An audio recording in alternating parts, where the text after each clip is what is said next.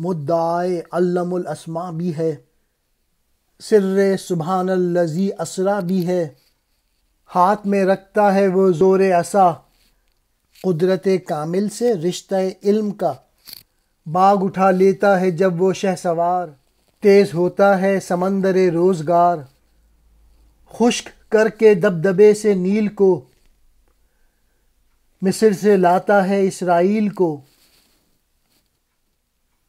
مردہ روحیں مقبروں میں جسم کے، زندہ ہو جاتی ہیں اس کے حکم سے، وجہ ذات عالم ایک اس کا جمال، اور عالم کی نجات اس کا جلال۔ وداع کہتے ہیں مقصود کو، مراد کو۔ علم الاسماء، یہ سورہ بقرہ کی آیت کی طرف اشارہ ہے۔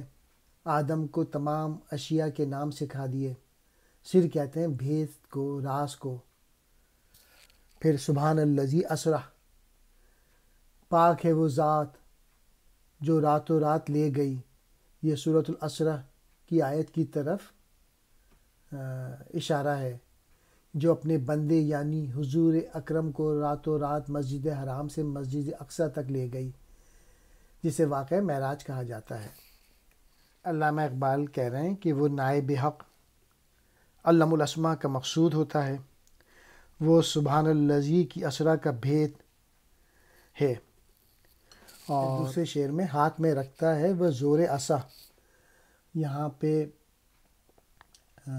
اشارہ جو ہے وہ اس کا سفید ہاتھ، اس کا روشن ہاتھ، اشارہ ہے حضرت موسیٰ علیہ السلام کے ایک معجزے کی طرف۔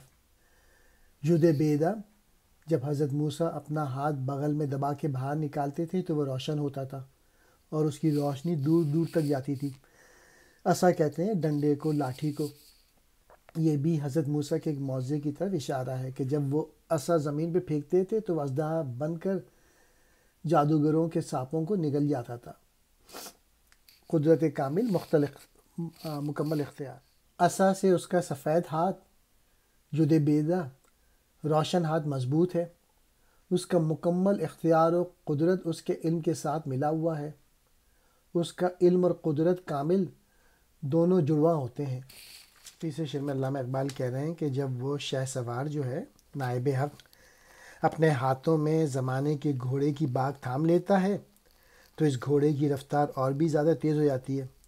جس طرح ایک ماہر سوار گھوڑے پہ پورا قابو رکھتا ہے اور اپنی مرضی کے مطابق چلاتا ہے، اس طرح جو نائب حق شخص ہوتا ہے وہ بھی زمانے کے اسیر ہونے کے بجائے زمانے کو اپنی مرضی کے مطابق چلاتا ہے، اور اپنی قدرت سے، اپنی طاقت سے وہ زمانے کو بھی مسخر کر کے اپنے حساب سے چلاتا ہے اور انقلابات لے کے آتا ہے دنیا میں۔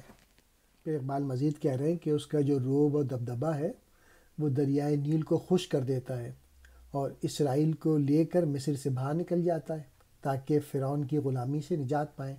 اس کے قم، اٹھ اللہ کے حکم سے کہنے سے مری ہوئی جانیں بدن کی قبر میں یوں اٹھ کھڑی ہوتی ہیں جس طرح صنوبر کا درخت باغ میں اگتا ہے۔ اس کی شخصیت، اس کا وجود جو ہے وہ کائنات کے وجود کی دلیل یا تفسیر ہے۔ اس کے جلال و عظمت پر دنیا کی نجات جو ہے وہ موقوف ہے۔ سمندر روزگار، زمانے کا گھوڑا۔ نیل سے مراد دریائے نیل کو حضرت موسیٰ کے حوالے سے اشارہ ہے کہ حضرت موسیٰ جب اپنے پیروکاروں کو فرعون سے بچانے کے لیے ہجرت پر مجبور ہوئے تو راستے میں دریائے نیل تھا۔ اللہ کے حکم سے انہوں نے پانی پہ عصا مارا تو نیل درمیان میں خشک ہو گیا، لیکن جب فرعون اور اس کے سپاہی جو ان کے تعاقب میں تھے اس میں داخل ہوئے تو پانی پھر اپنی جگہ آ گیا اور وہ سب غرق ہو گئے۔ اور یہ نیل جو ہے نا، یہ مصر کا ایک مشہور دریا ہے۔ اسرائیل حضرت موسیٰ علیہ السلام کی قوم کا نام۔ قوم، یہ حضرت عیسیٰ علیہ السلام کے معجزے کی طرف اشارہ ہے کہ جب وہ مردے کو کہتے تھے قم بإذن اللہ، خدا کے حکم سے اٹھ کھڑا ہو، اور مردہ زندہ ہو کے اٹھ کھڑا ہو جاتا تھا۔ مردہ روحیں یعنی مردہ جانیں۔ صنوبر کی مانند، صنوبر ایک مشہور درخت ہے، اور جلال کہتے ہیں غضب کو، دبدبے کو۔